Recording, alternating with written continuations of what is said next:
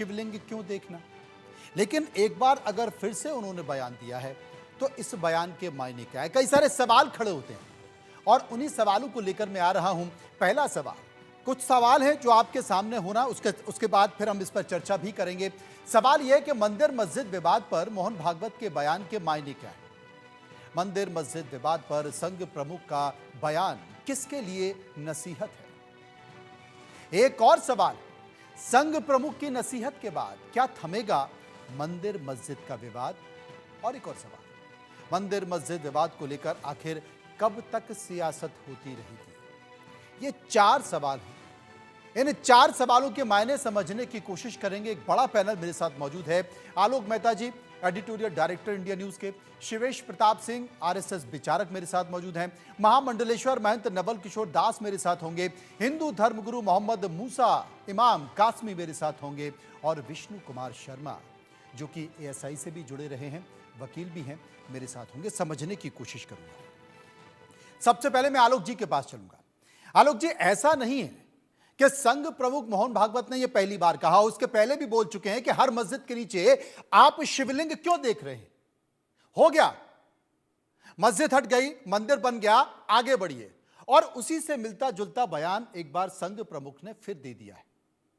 बयान के मायने क्या है, बयान के मतलब क्या है, और यह बयान पूरे देश के लिए है या यह बयान भारतीय जनता पार्टी के उन नेताओं के लिए है जिनकी तरफ इशारा भी संघ प्रमुख ने कहा है कि उनको लगता है कि वो ऐसी राजनीति कर लेंगे तो हिंदुओं के नेता बन जाएंगे। विस्तार से समझाइए।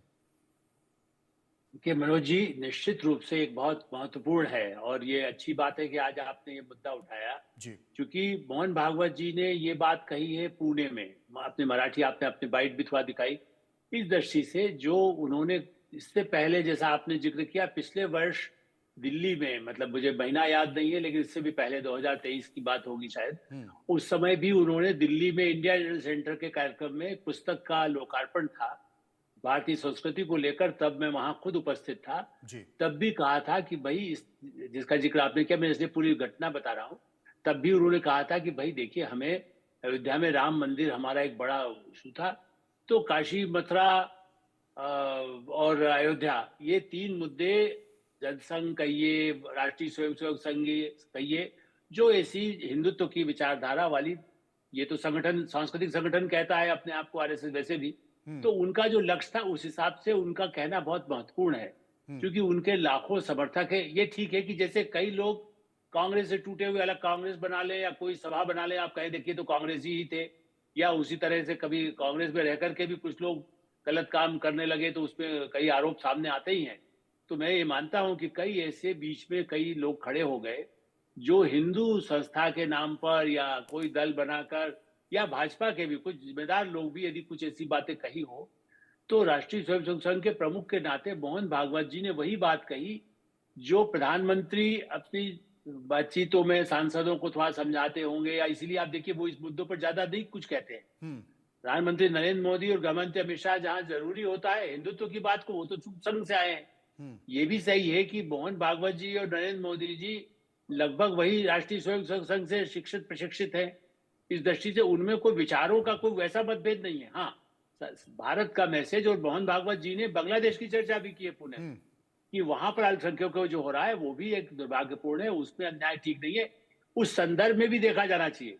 हम बांग्लादेश की जब चर्चा करते हैं तो भारत में जब, तो उनका कहना है कि हमारे यहाँ जितने अल्पसंख्यक पाकिस्तान बांग्लादेश में नहीं है, तो हम वो तो हमारे हिस्से हैं। और यहाँ मैं फिर से जोड़ूंगा मनोज जी, इसका इसलिए भी महत्व है कि हर जगह कई, हम तो आप मध्य प्रदेश में गांव गांव में आपको ऐसे मंदिर मिलेंगे जो पहले कभी था, फिर वहां कुछ और बन गए, मकान बन गए, कहीं दफ्तर बन गए, कहीं मस्जिद बन गई, कहीं अजमेर में कुछ बन गया, दरगाह बन गई। तो ऐसी स्थिति में 50-500 साल पहले क्या हुआ, उसकी तरफ उन्होंने ध्यान आकर्षित किया है कि उससे तनाव ना हो, और विश्व में भारत के लोकतंत्र को, जब विश्व गुरु बनने की बात है, तो ये ना कहा जाए कि भारत में तो ये सब होता है, यही तो भारत को बदनाम करने के षड्यंत्र जो करते हैं, उससे बचने का संदेश मेरा ख्याल है उन्होंने भारतीय जनता पार्टी को नियंत्रित आलोक जी, मोहन भागवत जी उससे बचने का संकेत तो दे रहे हैं, लेकिन सबसे बड़ी बात है कि संघ जो कि अपने आप को सांस्कृतिक संगठन करता है और संस्कृति को बचाने के लिए लगातार वो अभियान भी चलाता रहा है, लेकिन तमाम विपक्ष के नेता ये सवाल भी उठा रहे हैं कि ये आग आखिर लगाई किसने, इस पर माहौल बनाया किसने, इसे आंदोलन बनाया किसने और इसे अतिवाद तक पहुंचाया किसने, और जब अतिवाद तक पहुंच गया तो आप वापस आने की बात कर रहे हो। तमाम विपक्ष के नेता सवाल उठा रहे हैं। मेरे साथ शिवेश प्रताप सिंह मौजूद है जो कि आरएसएस के चिंतक भी हैं। शिवेश साहब, एक लाइन बहुत महत्वपूर्ण कही है। अभी तो मैं मोहन भागवत साहब ये कहते हैं कि कुछ लोग इन मुद्दों को उठाकर हिंदुओं के नेता बनने की कोशिश कर रहे हैं। क्या उनका इशारा योगी आदित्यनाथ की तरफ है? क्या उनका इशारा गिरिराज सिंह की तरफ है? क्या उनका इशारा उन भारतीय जनता पार्टी के जनप्रतिनिधि नेताओं की तरफ है जो अब धीरे धीरे अतिवाद की तरफ आगे बढ़ रहे हैं, चाहे वो हिंदुत्व का अतिवाद क्यों ना हो? नहीं, देखिए, मोहन भागवत जी ने जो बात कही है उसके व्यापक अर्थों को समझने के लिए अब मैं आपको ले चलूंगा 2018 में विज्ञान भवन में जो 3 दिन की संघ की कार्यशाला थी, 17, 18, 19 सितंबर को। उसमें 18 सितंबर को भागवत जी ने बोलते हुए हिंदू समाज और हिंदू शब्द पर जो बात कही उसको मैं रिकॉल कराना चाहूंगा। और उन्होंने कहा कि हिंदुत्व में भारतीय मुसलमानों के बिना कोई संकल्पना नहीं की जा सकती। यानी जब संघ एक सामाजिक सांस्कृतिक संगठन की बात करता है और जब हम संस्कृति की बात करते हैं तो भारत भूमि पर रहने वाला हर व्यक्ति, चाहे वह किसी भी पूजा पद्धति, पथ और पंथ मजहब संप्रदाय को मानने वाला है, संघ की दृष्टि में वह सब हिंदू हैं। और यही कारण है कि उस विज्ञान भवन में जो बात संघ प्रमुख ने कही थी वह बहुत महत्वपूर्ण है। और मैं ये कहना चाहूंगा कि उनके भाषणों का संकलन मेरे पास है, भविष्य का भारत वह पुस्तक का नाम है, जिसमें उस 3 दिन की पूरी चर्चा है। मैं आपके माध्यम से सभी लोगों को कहूंगा कि उस पुस्तक को पढ़ना चाहिए संघ और भागवत जी के उद्देश्य को समझने के लिए। दूसरी बात, देखिए, जब कोई भी इस तरह के विवाद होते हैं, जैसे उन्होंने कहा कि इसमें कुछ लोग राजनीति चमकाना चाहते हैं, लेकिन आप वहां पर दृष्टि देखिए कि विक्टिम कार्ड किस तरह से खेला जाता है। जिस तरह से, अगर आप संभल की ही घटना को देख लीजिए, कोर्ट के आदेश पर वहां पर सारी कार्यवाहियां चल रही थी, लेकिन उसके बावजूद उस जो हिंदू वर्सेज मुस्लिम का जो माइलेज तमाम लोग लेने लगे, समाजवादी पार्टी, कांग्रेस, तमाम लोग उसमें आ गए लेने, और उसके बाद जो थ्रेट आया, उसके बाद जो वहां का सामाजिक जो माहौल बिगड़ा और फिर वहां पर मुख्यमंत्री और सभी लोगों को उसमें एक्टिव होना पड़ा। तो देखिए, समस्या यहां पर यही है कि एक बहुसंख्यक समाज के रूप में जो मोहन भागवत जी की दृष्टि है वो यही कहना चाहते हैं कि भारत जो जिसके तरफ पूरी दुनिया बहुत ही आशा भरी नजरों से देख रही है, जब आप अपने आप को पूरे विश्व में, विश्व का प्रतिनिधित्व करने के लिए पूरा विश्व आपको देख रहा है, तो आपको अपने देश में, अपने घर के अंदर इस प्रकार के ऐसे छोटे मोटे जो विषय हैं, जो अपने परिवार, अपने कुटुंब, एक ही रक्त से सभी भारत के जो मुसलमान हैं, जो बौद्ध हैं, जैन हैं, हिंदू हैं, सिख हैं, सब हम सब एक भारतीय हैं, एक ही हमारा जो है पुराना इतिहास है। शिवेश तो जी, यही जो है शिवेश जी, आपने कह दिया, आपने उस किताब को भी दिखा दिया, आपने सरसंघ चालक के जो भाषण है उनके पुस्तक में जो संकलन है वो भी बता दिया आपने। लेकिन वही भारतीय जनता पार्टी जिसमें संसद में एक सांसद खड़े होकर मुस्लिम समाज के प्रति किस तरह से बयानबाजी करता है, क्या आपने पार्टी से निकाला? किस तरीके से भारतीय जनता पार्टी के महत्वपूर्ण पदों पर बैठे, सुन लीजिए, किस तरीके से भारतीय जनता पार्टी के महत्वपूर्ण पदों पर बैठे लोग पाकिस्तान भेजने की बात मुस्लिमों को करते हैं।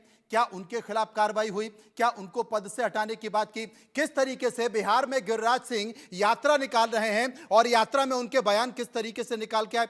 क्या उनको ये भाषण का संकलन आपने पहुंचवाया? क्या उन तक पहुंचना चाहिए? क्या उन तक ये संदेश, क्या उन तक ये संदेश जाना चाहिए कि भाई जरा संघ प्रमुख की अवधारणा को तो सुन लो, वो पूरे विश्व की बात कर रहे हैं। संघ प्रमुख मोहन भागवत जो बात कर रहे हैं वो गलत नहीं कर रहे, वो गलत नहीं कर रहे हैं। वाकई हम विश्व गुरु बनने की दिशा में हैं, लेकिन हम अगर अपने ही घर में अगर हिंदू मुस्लिम के झगड़े में पड़ जाएंगे तो कैसे विश्व गुरु बनेंगे? देखिए, एक चीज मैं आपको स्पष्ट कर दूं कि भारतीय जनता पार्टी का जो स्टैंड है वह उसकी राजनीतिक पार्टी का अपना स्टैंड है। उसका संघ प्रमुख के उससे कोई लेना देना नहीं है। संघ एक अलग सामाजिक सांस्कृतिक संगठन है। भारतीय जनता पार्टी एक राजनीतिक पार्टी है। वहां के जो भी नेता जो मोहम्मद चीजें मूसा, कहते हैं उसके लिए मोहम्मद मूसा, भाजपा जिम्मेदार, उससे मोहम्मद संघ का मूसा कोई मुस्लिम संबंध नहीं है। धर्मगुरु मेरे साथ दूसरी बात, मौजूद हैं। मोहम्मद मूसा साहब बताइए क्या कहेंगे सवेश जी की बातों को लेकर। मनोज भाई, सबसे पहले तो इंट्रो में आपने अपने हिंदू गुरु कह दिया। मैं तो मुस्लिम गुरु हूँ। माफ कीजिए, मुस्लिम धर्म, हाँ मुस्लिम धर्मगुरु, हाँ। कोई बात नहीं है। देखिए, ये सारी बातें जो इसमें है, मोहन भागवत जी ने इससे पहले भी बयान दिया था, आज भी बयान दिया है। और उनकी उनके बयान को लोग कितना लेते हैं उनको खुद समझना चाहिए, क्योंकि वो कई बार कई तरह की बातें वो कर चुके हैं कि भाई 2 बच्चों की बात की वकालत कर चुके हैं, वो 3 बच्चों की इसके बाद वकालत कर चुके हैं, और फिर मंदिर के मस्जिद के नीचे मंदिर नहीं तलाश करना, फिर अभी कह रहे हैं। तो ये जो बातें होती हैं इसका कोई महत्व होता है कि नहीं, वो उनको समझाना चाहिए। बल्कि मैं ये कहूंगा कि इनका कोई सर्कुलर जारी होता है कि नहीं, और इनके शाखाओं में और इनके जो मानने वाले हैं इन लोगों के पास ये जाता है कि नहीं कि भाई आपको इस पे अमल करना है। जबान से कहना तो बहुत आसान है, कह देते हैं लोग, उसको करना फिर कितना मुश्किल होता है वो खुद ही जानते हैं। भाई पीएम मोदी जो है वो कहीं भी खड़े होके कह देते हैं भाई इतना करोड़ रुपया मैंने दे दिया, दिया कि नहीं दिया वो तो फिर बाद में वो लोग वो निकालते हैं। तो बयानबाजी से कुछ होता नहीं है, विश्व गुरु कह देने से विश्व गुरु हो नहीं जाता है। तो इसलिए इन बातों पे ज्यादा हमको लगता है कि बहुत प्रभाव पड़ने वाला है, वो उनको भी पता है कि नहीं पड़ने वाला है, नहीं पढ़ने वाला है। मोहम्मद मूसा जो कि मुस्लिम धर्मगुरु हैं, उन्हीं की बातों को आगे बढ़ाता हुआ मैं उत्तर प्रदेश के मुख्यमंत्री योगी आदित्यनाथ के एक बयान की तरफ ले चलता हूं जो कि आज ही आया है। एक बार उस बयान को समझ लेते हैं, उसकी तासीर को समझिए, क्या कहते हैं वो योगी आदित्यनाथ का बयान। था जबकि कोलकाता के पास वो रिक्शा चलाते हैं, कभी अयोध्या में श्री राम जन्मभूमि, कभी मथुरा में श्री कृष्ण जन्मभूमि, कभी संबल में कल के अवतार की हरिहर भूमि, कभी भोज में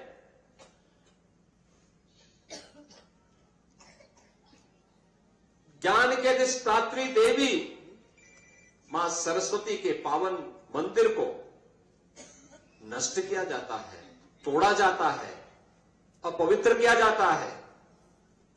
इन मंदिरों को तोड़ने से कभी सोमनाथ का मंदिर अपवित्र किया जाता है। इन मंदिरों को तोड़ने से उनका कुल और वंश ही नष्ट हुआ होगा जिन्होंने इन मंदिरों को पवित्र किया है। ये फैले फुले नहीं हुए होंगे, लेकिन उन्होंने दिखाया तो। और ये कारण है जब मैं आज पूछता हूं कि भाई जिन लोगों ने मंदिर तोड़े थे उनकी क्या स्थिति है वर्तमान में, तो लोग बताते हैं कि औरंगजेब के परिवार के लोग, उसके वर्तमान खानदान। मुझे कोई एक दिन बता रहा था जबकि कोलकाता के पास वो रिक्शा चलाते हैं, तो मुझे बताओ अगर उसने कूड़े किए होते, इन मंदिरों को तोड़ा नहीं होता तो रिक्शा चलाता क्या?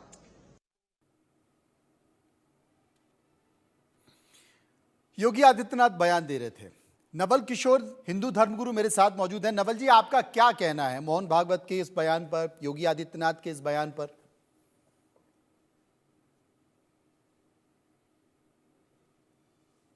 नवल किशोर जी, मेरी आवाज आप तक पहुंच पा रही है?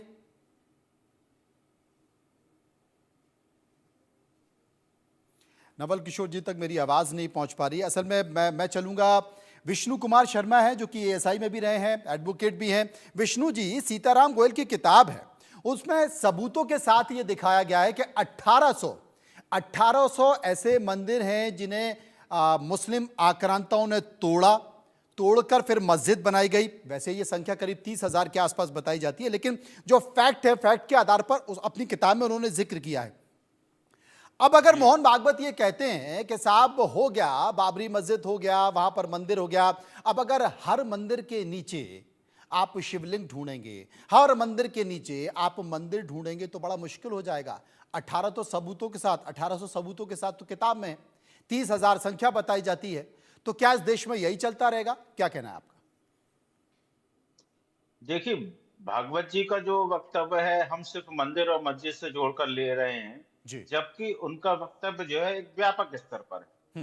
उनका कहना यह है कि हर मस्जिद के नीचे मंदिर नहीं ढूंढा जाना चाहिए। उसका मतलब ये नहीं है कि ऐतिहासिक और पुरातात्विक और जो हमारे धार्मिक मान्यता वाले मंदिर हैं उनको न छुआ जाए। उस वक्त से ऐसा कोई अर्थ नहीं निकलता। तो ये कहना है। जी जी, आपकी आवाज आ रही है, बताएं। आपकी आवाज आ रही है विष्णु जी, बताएं। जी, तो मोहन भागवत जी का जो बयान है वो व्यापक स्तर पर लिए जाने चाहिए। और भागवत जी ने तो ये भी कहा है कि हर भारतीय मुसलमान जो वो हिंदू है और उसका जो डीएनए है वो हिंदू धर्म से है। तो अगर इस बात पर भी हम लोगों को विचार करना चाहिए, जो हमारे मुस्लिम भाई हैं उनसे भी मेरा निवेदन यही है कि सामाजिक समरसता से जो रास्ते निकाले जा सकते हैं। अब जैसे संभल का ही हम अगर मामला देखते हैं तो संभल में एक वर्ग विशेष का जो इस समय मोहल्ला है वहां पर कभी हिंदू आबादी हुआ करती थी और वहां पे जो ऐतिहासिक पुराना मंदिर है उसे दबा दिया गया। उसमें जो ऐतिहासिक महत्व के कूप हैं उन्हें दबा दिए गए। तो अगर ऐतिहासिक महत्व और धार्मिक महत्व के इन मंदिरों को अगर पुनरुद्धार किया जाना है तो इसमें हिंदू धर्म के लिए कोई बुराई नहीं है। महारानी अहिल्याबाई होलकर ने भी जो हिंदू धर्म की मान्यताओं वाले और अपने धार्मिक ऐतिहासिक महत्व वाले मंदिर थे उनका पुनरुद्धार किया। तो इसमें मैं कोई ऐसी गलत चीज नहीं देखता कि जिसमें कोई ऐसे पुराने मंदिरों का पुनरुद्धार न किया जाए। नवल किशोर जी हिंदू धर्म गुरु हैं। नवल किशोर जी, अगर मोहन भागवत जी कहते हैं कि कुछ लोग इन मुद्दों को उठाकर हिंदुओं के नेता बनने की कोशिश कर रहे हैं, तो आप इसे कैसे देखते हैं?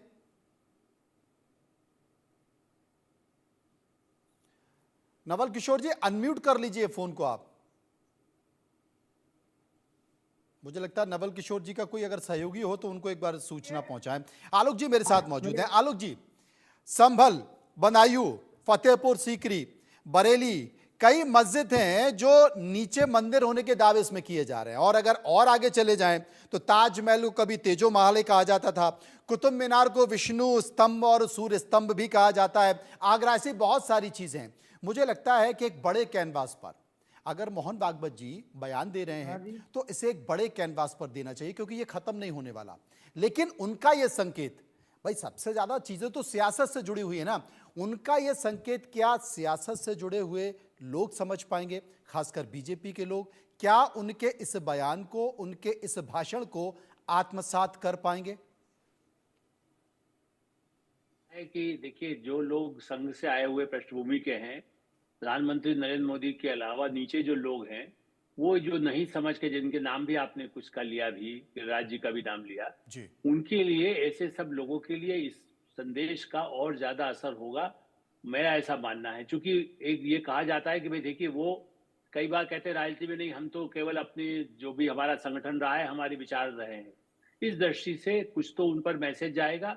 दूसरा, फिर भी मैं कहूंगा, देखिए इतनी बड़ी पार्टी, इतना बड़ा संगठन होने में, और ये जो इतिहास की बातें अभी शर्मा जी कह रहे हैं, पूरे सम्मान के साथ कहूंगा, इससे भी पहले अभी जैसे आपने और अतिथि ने बताया कि साहब ये पुस्तक आपने ही बोला, बल्कि सीताराम गोयल जी की किताब बताई, इससे भी पहले वसंतराव वो होते थे, मैं उनसे मिला भी हूँ, 71-72 की बात है, जी, 72-73।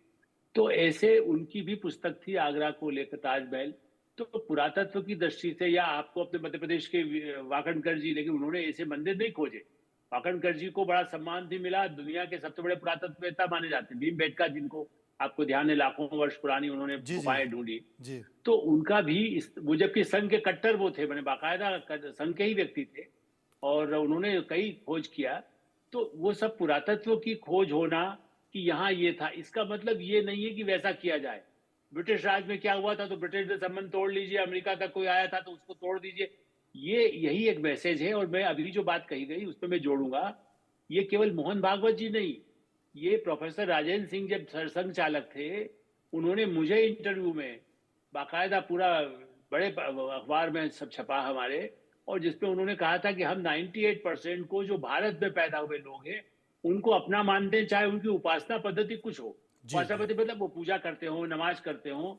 और इसलिए मैं अपने जो मेहमान हैं उनसे भी कहूंगा कि ये केवल ये नहीं है, जो ऐसे शीर्ष पदों पर होते हैं, यदि वो कहें तो आप खुद देखिए मुस्लिम, आप ये सही बात है कि हिंदू धर्म में भी कई शंकराचार्य हो गए, पहले तो 4 शंकराचार्य होते थे, अब तो जी। आपको कई जगह शंकराचार्य मिलते हैं। जी, जी। तो उन सब की बातों को उतना गंभीरता से नहीं लिया जाना चाहिए। ऐसे ही भागवत जी जो कहते हैं या प्रधानमंत्री कहते हैं, उनके नीचे कुछ लोग यदि उच्छृंखल हैं, तो उनकी पार्टी या संगठन उनको रोकेगी या कानून काम करेगा।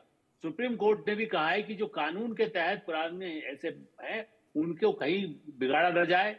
नई बातों को न उठाने की बात मोहन भागवत जी ने कही है। तो मुझे लगता है कि समाज में और देश को बचाना जरूरी है। देश नहीं रहेगा तो संघ भी कहाँ रहेगा, देश नहीं रहेगा तो हिंदू मुस्लिम कहाँ है। यही तो दूसरे लोग चाहते हैं कि देश बढ़ जाए, जो बांग्लादेश का नाम लेते हैं, कभी जी, जी। पाकिस्तान का नाम लेते हैं। इस दृष्टि से मुझे लगता है कि एक गंभीर संदेश है, जिस पर सभी समुदायों को, मुझे लगता है कि इस पर और बैठक होना चाहिए, लोगों की, सरकारों की भी, और वो इसके बारे में कम से कम एक मत तो बनाए। खाली ये कहना कि साहब ऐसा कह दिया उसको असर नहीं होना चाहिए। मैं तो कहता हूं कि धर्मगुरु सारे हों और वो भी कहें कि नहीं, मोहन भागवत ने कहा है, आप इसका पालन करिए, हम सुनिश्चित करिए, हम लोग बात करेंगे। और बात पहले भी कुछ बैठकें हुई हैं, मोहन भागवत जी ने दिल्ली में भी मुस्लिम नेताओं से भी बात की थी। बिल्कुल, और इंद्रेश कुमार लगातार इसे लेकर प्रयास भी करते रहे हैं। नवल किशोर जी मेरे साथ जुड़ गए हैं, हिंदू धर्मगुरु हैं। नवल किशोर जी, कौन अल्पसंख्यक है, कौन बहुसंख्यक है, हम सभी समान हैं। इस देश की परंपरा है कि सभी अपनी पूजा पद्धति का पालन कर सकते हैं। कुछ लोग हैं जो ऐसे मुद्दों को उठाकर हिंदू नेता बनने की कोशिश कर रहे हैं। आपका क्या कहना है? देखिए, एक तो हिंदू समाज के सभी लोगों ने कभी किसी को बाहर का माना ही नहीं। जी। हम तो, हमारी पद्धति है, हमारा ध्येय है, सिय राम सब जग जानी, करो प्रणाम जोर जुग पानी। हमारी तरफ से, हिंदुओं की तरफ से बंधुत्व को कभी धक्का नहीं लगा। परंतु आप ये भी जानते हैं कि ताली दोनों हाथों से ही बजती है। हम चाहते हैं कि यहाँ पर पैदा हुए सब हमारे भाई हैं, सहोदर हैं। हमने कहाँ इसमें संकीर्णता व्यक्त की है, और कभी भी हमने किसी की आस्था को अपनी वाणी के द्वारा, व्यवहार के द्वारा कभी किसी को आघात नहीं किया। ये हमारा स्वभाव भी नहीं है, क्योंकि हम तो सबको अपना मानते हैं। हाँ, इतना जरूर है कि प्राचीन काल में जब कहीं मुगल साम्राज्य रहा यहाँ पर, तो हमारी आस्था पर कहीं ना कहीं स्वभावतः कुठाराघात तो हुआ है। हमारे मठ मंदिर, हमारी आस्था के केंद्रों को विध्वंस किया गया है। ये तो सब जानते हैं और मानते भी, इतिहास का गवाह है। और इसलिए हम सब हिंदू आचार्यों ने एक बात कही थी कि हमें 30,000 छोड़कर के 3 ही चाहिए। इसमें काशी विश्वनाथ, मथुरा श्री कृष्ण जन्मभूमि और अयोध्या। अयोध्या भी आज जो बना है, आप कहते बात करो, अच्छी बात, हम भी कहते बात करो, सामंजस्य बना रहे, भाईचारा बना रहे, पर अयोध्या का निराकरण कहाँ बात से हो पाया।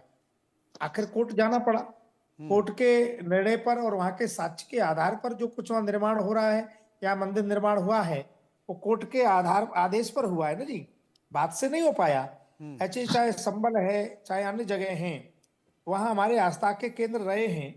हमने कभी, पूरा आप इतिहास उठा के देखिए, किसी हिंदू राजा ने कभी किसी के अन्य आस्था पर कभी आघात किया ही नहीं। हमारी ये परंपरा नहीं, हमारा स्वभाव नहीं। हिंदू तो सबको लेके चलने वाला स्वभाव, एक जीवन शैली है। नहीं, लेकिन नवल किशोर जी, अब तो योगी आदित्यनाथ जी भी कह चुके हैं ना कि विष्णु का 10वां अवतार तो संबल में ही होगा, तो आप संबल कैसे छोड़ सकते हैं आप? नहीं, मैंने कहा नहीं, तो देखो जो हमारे शास्त्रों में लिखा है, हाँ। और हमारी आस्था को कहीं ना कहीं विध्वंस किया गया है। आज वहां देख रहे हैं आप, मंदिर निकल रहे हैं, वो कोई निकल रहे मंदिर थे ही, कूप को उखेड़ा गया तो उसमें मूर्तियां खंडित मिल रही हैं। किसने खंडित की? इन मंदिरों पर किसने कुठाराघात किया? हमने तो नहीं किया। तो ये चलेगा ना अभी ये चलेगा ना आगे? आगे नहीं चलेगा, पर कानून हाथ में लेके नहीं। हमने कभी एक कानून हाथ में लेने की बात नहीं की। चलेगा, साक्ष्य के आधार पर चलेगा, साक्ष्य के आधार पर चलेगा, साक्ष्य के आधार पर चलेगा। विष्णु कुमार शर्मा जी, एक सवाल बस मैं पूछना चाहता हूं आपसे। अगर मोहन भागवत के बयान को देखा जाए तो 1991 का जो वर्शिप एक्ट है, जिसकी बात तमाम मुस्लिम जो स्कॉलर हैं या फिर विपक्षी पार्टियों के लोग हैं, वो कह रहे हैं कि साहब 1991 का जो वर्शिप एक्ट है उसको मानना चाहिए, इसको बल मिलता है? नहीं, देखिए, मैं नहीं, सवाल विष्णु जी से। जी देखिए, ऐसा है, 1991 का जो वर्शिप एक्ट है वो कांग्रेस द्वारा लाया गया, और उसमें जो मेन बात वो ये है देखने वाली कि 1947 में उन मंदिर के या उस जो भी पूजा गृह हैं उनके क्या कैरेक्टर थे। और अभी तो सुप्रीम कोर्ट में इस संबंध में रिट पेंडिंग है, इसीलिए जितने भी मंदिर संबंधी विवाद हैं उन सब पर सुप्रीम कोर्ट द्वारा रोक लगा दी गई है। सुप्रीम कोर्ट द्वारा रोक लगा दी। शिवेश जी, 1991 का जो वर्शिप एक्ट है, अगर मोहन भागवत जी के बयान को देखा जाए तो बल मिलता है विपक्ष की बात को, या मुस्लिम स्कॉलर कहते हैं कि साहब मान लिया जाए उसे, अब और कोई धार्मिक स्थल जो है जिस स्थिति में उसी स्थिति में रखा जाए? देखिए, वर्शिप एक्ट जो 1991 में लाया गया वो भारत की बहुसंख्यक हिंदू समाज को धोखा देकर लाया गया। यह बात मैं बहुत स्पष्ट कह देना चाहता हूं। दूसरी बात कि अगर मैं संघ प्रमुख के बात की बात करूं कि जो उन्होंने बात कही, तो उनकी बात न केवल हिंदू समाज से अपितु जो है मुसलमानों से भी देश के है कि जब एक ही जो है डीएनए के दोनों लोग हैं तो उन दोनों के बीच में एक समता, एक समरसता की भावना होनी चाहिए। और जिन जो है मंदिरों को इतने तरीके से ऐसे समाज को प्रताड़ित करके उसको तोड़ा गया इतने दुर्धर्ष तरीके से, तो मुसलमान समाज को भी एक ऐसी एक्सेप्टेंस की लेवल अपने समाज में लानी चाहिए और एक समझ पैदा करनी चाहिए कि जब हम भारतीय हैं, हम एक ही पुरखों के बच्चे हैं, तो जो हिंदू समाज के साथ अन्याय हुआ उस अन्याय को हम उसको मिटा तो नहीं सकते, लेकिन उस प्रभाव को जरूर कम करके समाज में समरसता स्थापित कर सकते हैं। कैसे करेंगे? उन्हें तोड़कर, मस्जिदों को तोड़कर मंदिर बना लिया जाए और मुस्लिम इसको स्वीकार कर लें? ऐसे इसके नहीं, इसमें ऐसा नहीं है। देखिए, आप जो समाधान कर रहे हैं वो ब्लैक एंड व्हाइट, मैं ब्लैक एंड व्हाइट समाधान नहीं होता है। समाधान का मतलब है आपसी सहमति। जैसे आपसी सहमति की बात का अर्थ यह है कि यदि हिंदुओं की आस्था के केंद्र भगवान शिव, अरे आपसी सहमति पूरे देश ने जिन्हें चुनकर भेजा है, पूरे देश ने जिन्हें चुनकर भेजा संसद में कि भैया आप आपसी सहमति बना लो भारत के विकास को लेकर, वहां तो सर फूट रहे हैं, वो तो सहमति बना नहीं पा रहे हैं, वो तो एफआईआर दर्ज करा रहे हैं। जो राजनीतिक परिदृश्य है, राजनीतिक परिदृश्य से हटकर ये जो सामाजिक समाधान लाने की बात हो रही है, संघ प्रमुख की चिंताएं यही है कि हिंदू और मुस्लिम के मुद्दे पर फिर से जो राजनीति भड़काने की जो बातें होती हैं वो ना हो और समाज इतना जागरूक हो जाए कि वह विकसित भारत का अंग बनने जा रहा है। और इसलिए ऐसे जो इतिहास के कुछ कड़वे क्षण हैं, उन क्षणों को आपसी सहमति और शब्दों में हिंदू समाज भी यह समझे जो मोहम्मद मूसा जी बहुत अच्छे शब्दों में शिवेश प्रताप जी ने समझाया है। अगर आप दोनों को साथ बिठा दिया जाए एक कमरे में और बोल दिया जाए कि सहमति बना लो, तो बन जाएगी क्या? देखिए, मैंने शुरू में भी मैंने आपसे कहा, मैं अभी वही कह रहा हूं कि ये देखिए, ये सब कहने की बातें होती हैं। आपसी सहमति से अगर सारी चीजें अगर हो जाती, आज तो ना अदालतें होती, ना पार्लियामेंट होता, ना इलेक्शन होता, सब बैठ के कर लेते। ये तो पता है भाई, हिंदुस्तान के आवाम को भी पता है, दुनिया को भी पता है कि भाई चीजों को चलाने के लिए एक संस्थाएं होती हैं जो लोगों को चलती है। अब इन सारी बातों पे एक बात अगर आप देखेंगे, जो मोहन भागवत जी ने जो कहा है कि भाई अब हमको 30,000 नहीं 3 चाहिए, 3 ले लिया, और ले भी लिया, उस पे ये कह रहे हैं कि बैठ के समझौता कर लीजिए। समझौता उस पे करने के लिए चाह रहे हैं जहां पे उनकी जगह भी नहीं होती है। सुप्रीम कोर्ट ने 12 बिंदुओं में भी कह दिया कि भाई यहाँ पे था नहीं, तोड़ा नहीं गया था, फिर भी आप ये जगह दे दीजिए, यहाँ पे मंदिर बनेगा, ट्रस्ट बना लीजिए। तो इस तरह से सहमति आदमी आगे कैसे करेगा? सहमति तो वहां पे होती है ना जहाँ पे दोनों लोगों की जगह हो, भाई आधा आप ले लीजिए, आधा हम ले लीजिए। अब जहां जिसकी जगह नहीं हो वहां पे आप आपसी सहमति बनाने जाएंगे तो सर फुटेबल होगा, और जब सर फुटेबल होगा तो फिर वो कोर्ट में जाएगा, कोर्ट पे फैसला करेगा। तो ऐसे नहीं होता है आपके बैठ के सहमति कर लेने से। और मोहन भागवत जी ने कह दिया, तो अगर वो कह रहे हैं तो आप उसको धरातल पे लाएं, और जो उनके नीचे लोग हैं, बल्कि मैं तो ये कहूंगा कि भाई जो अभी मेंबर हैं, आरएसएस के मेंबर हैं, आपके जो स्पीकर हैं लोकसभा के, वो भी उसके मेंबर हैं, तो वहां पे वो कहें कि भाई मोहन भागवत जी का मैं स्वागत करता हूं, उनकी बातों का।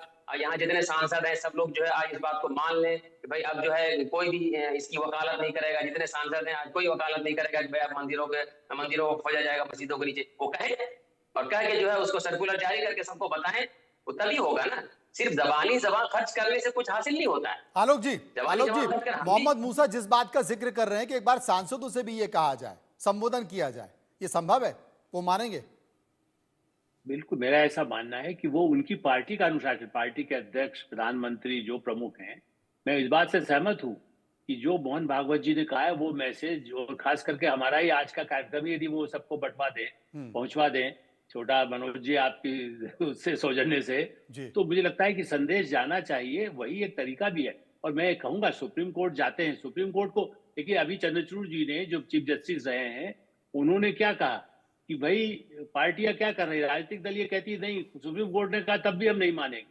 इसलिए कोर्ट की मानना, कांग्रेस पार्टी ने कहा नहीं जी हम तो वोटिंग को नहीं मानते, सुप्रीम कोर्ट के फैसले को भी नहीं मानते। दूसरा मेरा ये कहना है कि जब हम पुरानी बातें याद दिलाते हैं, ये मत भूलिए, यदि आप मुगलों की बात करते हैं तो मुगलों से पहले के इतिहास में मराठा ने किस पर हमला किया था, यही तो कांग्रेस पार्टी है। दूसरी जो विभाजनकारी बाहर की विदेशी ताकतें हैं, वो ये चाहती हैं कि ये कहा जाए कि देखिए यादव को राजपूत ने मारा, राजपूत को भूमिहार ने मारा, भूमिहार को उसने मारा। हिंदुओं को बांटने के जो षड्यंत्र हैं, उसके खिलाफ भी अभियान की जो जरूरत बताते हैं, यही मोहन भागवत कहते हैं कि दोनों मिले हुए पहलू को ध्यान में रखना होगा। क्योंकि यदि इसके बड़े मुद्दे उखाड़ेंगे तो वही तो दूसरी पार्टियां करती है, वो जाति के आधार पर हिंदू समाज को बांट रही है। यदि आप हिंदू मुस्लिम करेंगे तो वो याद दिलाएंगे कि कहां कहां हमला हुआ था, कहां उत्तराखंड में वहां के जो मराठा के जो सेनापति है वो पहुंचे थे हमला करके, कितने सैकड़ों लोग यदि तब भी मारे गए। या अंग्रेजों का साथ किसने दिया, किन राजाओं ने दिया, अब उन सबके उनके खानदान को, उनके शहरों को तबाह कर दीजिए। ये थ्योरी जो है, ये उसी तरह की थ्योरी है। यदि पुराने गड़े मुर्दे उखाड़ेंगे, हर बिल्डिंग को तोड़ेंगे, तो हर घर के नीचे निकलेंगे मंदिर। क्या आस्था के केंद्र वो होते हैं? स्वामी दयानंद का नाम क्यों लेते हैं? क्यों मोहन भागवत और प्रधानमंत्री नरेंद्र मोदी आर्य समाज की बात करते हैं? अंबेडकर को केवल पूजा, आप बताइए बहुजन समाज पार्टी को वोट मिला क्या? यदि इतने अंबेडकर की मूर्तियां लगाई, आज राहुल गांधी सोचते हैं कि अंबेडकर का फोटो लगा करके वोट मिलेगा। दलितों के हत्याकांड के बारे में भूल जाते हैं। हिंदू समाज के वही लोगों ने जिनको दलितों को मारा, उस पर कोई आवाज नहीं उठाते हैं क्या? ये बड़ा विषय उठाया, लेकिन इसके इतर एक चिंता और है आलोक जी। अगर मोहन भागवत के बयान को अंतर्राष्ट्रीय स्तर पर देखा जाए, भारत की परिस्थितियों को देखा जाए, क्योंकि भारत में जिस तरीके से हो सकता है कि सरकार सामाजिक सरोकार को और आगे ले जाना चाहती हो, जैसे 3 तलाक का मुद्दा निकल कर आया, वक्फ को लेकर अभी विषय चल रहा है, बाबरी मस्जिद का विषय आया, लेकिन इसके साथ साथ बीजेपी के तमाम नेताओं ने मुस्लिम समुदाय और नबी को लेकर बयान दिए। तमाम अंतर्राष्ट्रीय मंचों पर जो मुस्लिम देशों का संगठन है, वहां पर इस बात की निंदा होती है और इस तरह के बयान भी निकल कर आते हैं कि भाई अल्पसंख्यकों की अभिव्यक्ति की आज़ादी को लेकर एक बड़ा सवाल हिंदुस्तान में, भारत में है। भारत को अगर देखा जाए तो तमाम ऐसे देश हैं जो जहां पर मुस्लिम आबादी बहुत ज़्यादा है, बांग्लादेश है, म्यांमार है, पाकिस्तान है, इसके साथ साथ मालदीव है। क्या एक चिंता वो भी है कि भारत चारों तरफ से मुस्लिम देशों से घिरा हुआ है, और अगर भारत की एक बड़ी आबादी, ठीक है अल्पसंख्यक हैं, लेकिन 30 करोड़ के आसपास, अभी तो 2000 जनगणना के बाद पता चलेगा, लेकिन 30 करोड़ के आसपास है, और उन तमाम मुस्लिम देशों की जो मुस्लिम आबादी है, इसके बारे में गंभीरता से विचार करना होगा, क्योंकि वो भी एक बड़ा संकट है। बिल्कुल, आपने बहुत अच्छा मुद्दा उठाया। निश्चित रूप से, क्योंकि हम केवल उसको इसलिए, दुनिया में इस्लाम वर्सेस क्रिश्चियनिटी भी एक लड़ाई चलती रही है, आज भी चल रही है कुछ मायने में। कुछ देशों को आप देखें तो उनका, इसीलिए ईरान से अमेरिका का या ब्रिटेन का या उन देशों के साथ जो तनाव होते हैं, वो एक बड़ा भारी विषय आपने बहुत अच्छा उठाया है। और इसलिए भारत जो है सबसे, जब दुनिया का विश्व गुरु, फिर से मैं कहूँ, यदि प्रधानमंत्री नरेंद्र मोदी देश के प्रधानमंत्री हैं, अभी भूल जाइए कि भारतीय जनता पार्टी के, भूल जाइए मतलब उसको मानिए कि प्रधानमंत्री के रूप में दुनिया में जाके कहते हैं अफ्रीका में मुस्लिम है। आज नाइजीरिया से संबंध के लिए भारत के प्रधानमंत्री जाते हैं, वहां कितनी बड़ी मुस्लिम संख्या है। दूसरे देशों में, ऐसे कई अफ्रीका के देशों में है। इसलिए ये कहना कि मुस्लिम भारत का जो हम यदि सुरक्षित दिखाएंगे, उसका मैसेज भारतीय, आज लंदन का मेयर जो भारतीयों ने ही में भी चुना है, उसमें हिंदू मुस्लिम सब शामिल है, वो पाकिस्तान में ओरिजिनल मुस्लिम है। इसका मतलब ये थोड़ी है कि वो भारतीयों के हितों की उपेक्षा करेगा। तो मुझे लगता है दोनों अलग अलग मुद्दे। आस्था का मुद्दा मैं मानता हूँ, जैसा अभी कहा, काशी, मथुरा, वृंदावन, आप जिस अयोध्या, जो ऐसे धार्मिक केंद्र जिसको लेकर के एक बड़ी भावनात्मक, जो उस तरह के माने गए कि भगवान कृष्ण का, शिव का और विष्णु का, उस तरह की जो बातें हैं, उनके लिए समझ में आता है, भगवान राम के लिए आता है। लेकिन पूरे देश में जाति के आधार पर और धर्म के आधार पर न बटे, ये संदेश देने की कोशिश, ये मैं मानता हूं कि ऐसा कोई एकदम जादू नहीं होगा, लेकिन ये तो क्या, महात्मा गांधी के रहते हुए हिंदू महासभा और कितनी संस्थाएं चलती रही, बढ़ती रही, अम्बेडकर कांग्रेस छोड़ के चले गए, तो ऐसे कितने ही दो अलग अलग अच्छे लोग भी गए, कई गलत लोग भी गए। मुझे लगता है आज भी ये लोकतंत्र की अभिव्यक्ति में मुस्लिम आवाज भी बहुत अच्छी तरह सुनी जानी चाहिए, ये मैं मानता हूँ। और ये बड़ा सवाल है। देखिए मोहम्मद मूसा, अगर मोहन भागवत जी ने ये बयान दिया है तो इसको बड़े कैनवस के तौर पर लेना चाहिए। मुझे लगता है कि मुस्लिम धर्मगुरुओं को इसका स्वागत करना चाहिए और ये पहल आपकी तरफ से भी होनी चाहिए, क्योंकि किसी ना किसी को तो करनी पड़ेगी ना।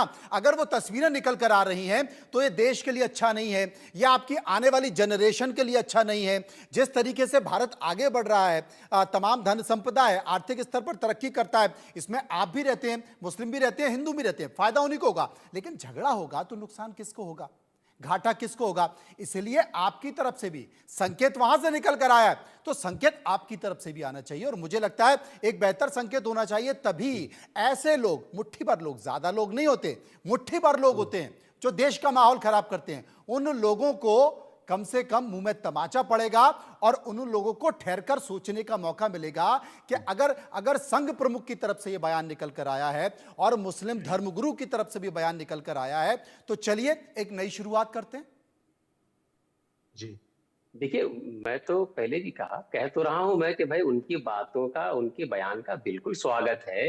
और मुखालफत हमने किया कब है भाई? हम जिस मजहब को मानते हैं वो तो इस्लाम जो है वो अमन और शांति का मजहब, हम तो उस पे चलते हैं। हमारे मजहब में तो इन सारी चीजों का कोई जगह ही नहीं है कि भाई किसी जगह को खोदा जाए, किसी जगह को निकाला जाए, किसी जगह को तोड़ा जाए, इसमें है ही नहीं। अभी आप देखिए, दो चार दिन पहले जो आपने मंदिर खोज के निकाले हैं 50 साल पहले और 250 साल पहले, वो अपने अगर मुस्लिम इलाकों में वो मंदिर अगर महफूज हैं तो इस बात की दलील है कि भाई हम तोड़ने पे हम ईमान नहीं रखते हैं, हम किसी भी मजहब को नुकसान पहुंचाने पे ईमान नहीं रखते हैं, बिल्कुल वो हमारा ईमान ही नहीं है। हम सब सर्वधर्म को एक साथ लग के लेके चलने का जो है हमारा वो तरीका है, हम उसी पे हैं। उनके बयान का स्वागत बिल्कुल है, लेकिन उनकी बात को खुद नहीं मानते हैं उन्हीं के लोग। अभी आपने बाइट चलाया आदित्य योगीनाथ जी का, जो वो खुद कह रहे हैं कि यहाँ भी खोजेंगे, वहां भी खोदेंगे, जहां है वहां से निकालेंगे, सब जगह से निकालेंगे। तो उनके बात का बिल्कुल, उनके बयान का बिल्कुल शुरुआत स्वागत है। कीजिए ना, मेरे कहने का मतलब है शुरुआत कीजिए। और जिन लोगों को मोहन भागवत साहब के बयान का यकीन नहीं था उन्हें भी अब यकीन हो रहा है, लेकिन वो संकेत हैं। इकरा हसन क्या कह रही है, एक बार सुनिए। हमारे साथ समाजवादी पार्टी सांसद इकरा हसन है। मोहन भागवत ने जो बयान दिया है कि मंदिर और मस्जिद को अब छोड़ना चाहिए, जो लोग मंदिर और मस्जिद की बात करें उन्हें अब सद्भावना से रहना चाहिए, इन बातों से कुछ होने वाला नहीं है। जी बिल्कुल, मुझे उनके बयान पे बहुत आश्चर्य हुआ कि उनकी तरफ से ऐसा बयान आया, लेकिन हम स्वागत करते हैं। कोई भी अगर देश के भाईचारे की बात करता है तो वो अच्छी बात है, क्योंकि आज के वक्त की यही पुकार है, हमारे देश की आज यही ज़रूरत है कि हम लोग ऐसे मुद्दों में ना उलझकर अपने बुनियादी मुद्दों पर ध्यान दें, उन पर अमल करें और अपने देश को आगे ले जाएं। तो वो देर आए लेकिन दुरुस्त आए, और पहली शुरुआत उन्होंने ही की थी, लेकिन चलिए भूला हुआ घर वापस आ जाए तो उसे भूला नहीं कहते। और मैं बस यही चाहती हूँ कि अब उनका जो सहयोगी दल है भाजपा, जो इन मुद्दों को हवा देकर अपनी राजनीतिक रोटियां सेकते हैं, तो वो इस स्टेटमेंट पे कैसे अमल करेंगे ये हम देखना चाहते हैं। मनोहर केसरी, इंडिया न्यूज़। इकरा हसन कह रही थी कि आज की समय की यही पुकार है। तो मुझे एक नारा याद आ गया, क्योंकि राजनीति तो नारे पे ही चलती है ना। आज की समय की यही पुकार है, हिंदू मुस्लिम दो नहीं 4 हैं। विष्णु जी देखिए, अगर जैसे इकरा हसन कह रही हैं कि देर आए दुरुस्त आए, ऐसा नहीं है। और ये देखो, जितने भी ये हमारे जो आस्था के मंदिर निकल रहे हैं या जो दबा दिए गए समय के साथ साथ, वो वहां परिस्थितियां क्या हो, ये भी एक विचारणीय प्रश्न है। कुछ आज से करीब 40-45 साल पहले अगर संभल की हम बात करें तो वहां पे दोनों पक्षों के बीच दंगे हुए थे, और जो हिंदू समाज था उसे घर छोड़ के जाना पड़ा। और वही परिस्थितियां ऐसी थी कि वो मंदिर दबा दिए गए, कुएं दबा दिए गए। अब बात आती है धार्मिक आस्था की, तो ये मंदिर जितने भी हैं वो हिंदू समाज के धार्मिक आस्था के विषय हैं। अगर इन्हें राजनीतिक रूप से देखा जाए तो वो गलत है। अगर कोई भी राजनीतिक दल इस पर राजनीति करके अपनी राजनीति चमकाना चाहता है, चाहे वो कांग्रेस हो चाहे समाजवादी पार्टी हो, तो वो गलत है। अगर आप इकरा हसन का भी बयान देखें तो वो भी एक राजनीतिक बयान दे रही हैं, और दूसरी तरफ कह रही हैं कि भागवत जी के जो वक्तव्य है उसका हम स्वागत करते हैं। तो अगर आप वो स्वागत करते हैं तो उस पर अमल भी कीजिए। आपके जो सांसद महोदय हैं संभल में वो दंगे भड़काते हैं, ये बात भी है, ये बात भी है, ये बात भी है। और जब सरकारी अधिकारी कर्मचारी पहुंचते हैं तो आप धमकी देने लगते हैं। ये भी अपने बड़े आप में बड़े सवाल है। लेकिन सेवेश जी, आपको याद होगा कि बिहार में ऐसा ही एक बयान मोहन भागवत जी ने दिया था आरक्षण को लेकर कि अब समय के अनुसार आरक्षण की समीक्षा होनी चाहिए, और उसका परिणाम ये हुआ तमाम विपक्षी पार्टियां, जैसे कौआ कान लेकर उड़ जाता है, तमाम विपक्षी पार्टियों ने इसे मुद्दा बना लिया और बिहार में बीजेपी की हार हो गई थी। बाद में फिर उन्होंने स्पष्टीकरण भी दिया, बहुत सारी बातों का जिक्र हुआ। कहीं ऐसा तो नहीं कि भारतीय जनता पार्टी के तमाम नेता अभी अपने अपने तरह से बयानबाजी देंगे और इस तरह से होगा और एक स्पष्टीकरण इस बयान पर भी आ जाएगा? नहीं, देखिए, इसको मैं आपको भी ये कहना चाहूंगा कि हिंदू समाज के परिप्रेक्ष्य में मत देखिए। जब भागवत जी अपनी कोई बात कहते हैं तो वो आपकी आवाज थोड़ी ठीक नहीं आ रही है। मैं कहता हूं पीसीआर को वो ठीक कराएंगे, उसके बाद वापस आऊंगा। शशि थरूर ने क्या कहा इस बयान पर, एक बार सुनते हैं। सर, मोहन भागवत ने कहा है कि मंदिर और मस्जिद को लेकर लड़ाई न रहे, सद्भावना से लोग रहें। मैं बिल्कुल सहमत हूँ उससे। भागवत साहब ने ये भी कहा था कि सारे मस्जिद के नीचे शिवलिंग ढूंढना उचित नहीं है, वो ठीक ही बोला। मेरे ख्याल में अब तो अभी इतिहास को इतिहास के रूप में ही छोड़ दीजिए और आप भविष्य के बारे में सोचिए, उसका काम करना है हमारे जिम्मेदार। आलोक जी, समाज से ही निकल कर आते हैं मोहन भागवत साहब, और उनके अंदर उनके मन में जो पीड़ा होती है, समाज की पीड़ा है, राष्ट्र की पीड़ा है, विश्व समुदाय की पीड़ा है, वो समय समय पर इस बात का जिक्र कर देते हैं। आरक्षण को लेकर भी उन्होंने कहा था कि भाई बहुत समय हो गया, आप समीक्षा होनी चाहिए, बाकी के जो और दलित पिछड़े लोग हैं उनको मौका मिलना चाहिए, लेकिन एक ही परिवार का व्यक्ति अगर लगातार आरक्षण का लाभ रहता रहेगा, लेकिन वो गलत परिप्रेक्ष्य में तमाम लोगों ने उसका गलत निर्णय निकाल लिया। फिर बाद में स्पष्टीकरण भी देना पड़ा। ऐसा तो नहीं कि यहाँ पर पार्टी और पार्टी के तमाम नेताओं का दबाव आ जाएगा और उसके बाद कोई स्पष्टीकरण आ जाएगा, क्योंकि उन्होंने कह दिया है। मतलब मुझे लगता है कि योगी आदित्यनाथ जैसे नेताओं को संकेत है कि कुछ लोग इन मुद्दों को उठाकर हिंदुओं का नेता बनने की कोशिश कर रहे हैं। यह संकेत साफ है उन नेताओं के लिए जो बयानवीर हैं हिंदुत्व के मुद्दे पर, हिंदू के मुद्दे पर, मंदिर मस्जिद के मुद्दे पर। मनोज जी, आप बहुत पुराने पत्रकार हैं।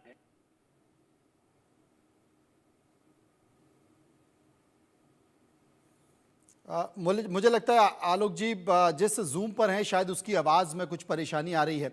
मैं मूसा जी के पास पहुंचता हूं। मूसा जी, आपसे मैं पूछना चाहता हूं शुरुआत कैसे करेंगे?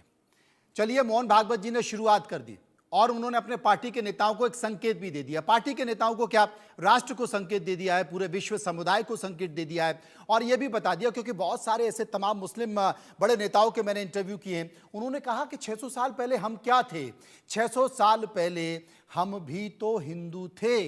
इस बात को समझना चाहिए। आज के तमाम नेता हिंदू हिंदू करते हैं, लेकिन इस बात को समझना चाहिए। लेकिन मुझे लगता है कि मुस्लिम समुदाय की ओर से, मुस्लिम स्कॉलर्स की तरफ से, मुस्लिम धर्मगुरुओं की तरफ से भी एक संकेत सामूहिक तौर पर जाना चाहिए। अगर यह संकेत जो कि स्पष्ट तौर पर दिखाई दे रहा है मोहन भागवत जी दे चुके हैं।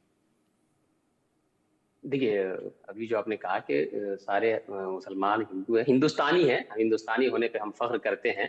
और ये हिंदू वर्ड, हिंदू शब्द पे लंबी बहस होगी, इस पे बाद में बात कर लेंगे कभी। हम हिंदुस्तानी हैं और हिंदुस्तानी समाज में रहने के लिए यहाँ पे जो लोग, सब लोग हैं, एक साथ रहने का जो उनकी वकालत करते हैं कि भाई लोग मिलकर रहें, हमने कभी मुखालफत नहीं किया है। जो लोग भी करते हैं, जैसे आपने कहा कि जो है मुट्ठी भर लोग जो है मुखालफत करते हैं, तो वो अपनी रोटी सेकते हैं, सियासी रोटी सेकते हैं। मोहन भागवत का जो उनका बयान है, वो उनका बयान अपने लोगों के लिए ही है। अगर उसमें हमारी भी शमूलियत होती, हमको भी अगर कहते हैं कि भाई आप भी हमारे साथ रहें, आप भी कोई बात नहीं उठाएं, हम भी नहीं उठाते हैं, लेकिन उनका बयान तो एक तरफा था। उन्होंने अपने लोगों को नसीहत की है कि भाई अब जो है हम लोगों ने मंदिर क्या बाबरी मस्जिद की जो है वहाँ जगह हमने ले ली, राम मंदिर बना लिया है और भी काशी मथुरा की तरफ वो लोग बढ़ गए हैं, बाकी जगहों को आप छोड़ दीजिए। तो वो उनका बयान अपने लोगों के लिए है, वो लोग उस नसीहत पे अमल करें। हम उनके साथ हैं, जब भी हमारे साथ इस तरह के वार्तालाप होंगे हम उनका इस्तेमाल करते हैं और करेंगे भी। इस संदर्भ में कभी भी कोई मुखालफत हमारी तरफ से नहीं होगी। नहीं होगी। विष्णु जी मेरे साथ मौजूद है। विष्णु जी, आप तो ASI में भी रहे हैं और बहुत सारी ऐसी किताबें हैं, बहुत सारे स्थल हैं। अगर इनके नीचे हम अगर मंदिर खोजने निकल जाएं तो आप सोचिए देश का स्वरूप क्या होगा। आप ताजमहल को लेकर भी लोग वही बात करते हैं, कुतुब मीनार को लेकर भी वही बात करते हैं, आगरा को लेकर भी वही बात करते हैं। संभल तो चल ही रहा है, बदायूं, फतेहपुर सीकरी, बरेली, धार में जो मस्जिद है, मतलब बहुत सारी चीज़ें हैं लगातार।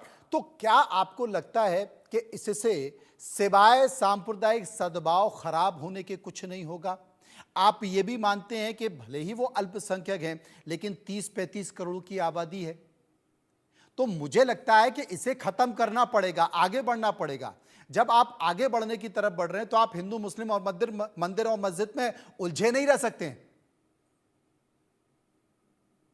देखिए, जहां तक बात आती है कि सांप्रदायिकता बिगड़नी, ये तो ऐसे कोई सांप्रदायिकता बिगाड़ी जाती है अपने राजनीतिक लाभ के लिए, और अगर कोई पुराने ऐतिहासिक जगह पर खुदाई की जाती है तो उससे सांप्रदायिक नहीं बिगड़ना चाहिए।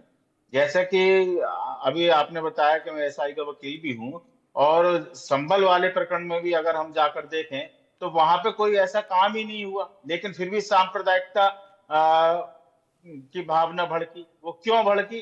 कि साहब कहा गया कि टैंक खाली करा दिया गया, वहां पे खुदाई हो रही है। तो ये फैलाने वाले कौन लोग हैं, ये हमें समझना पड़ेगा।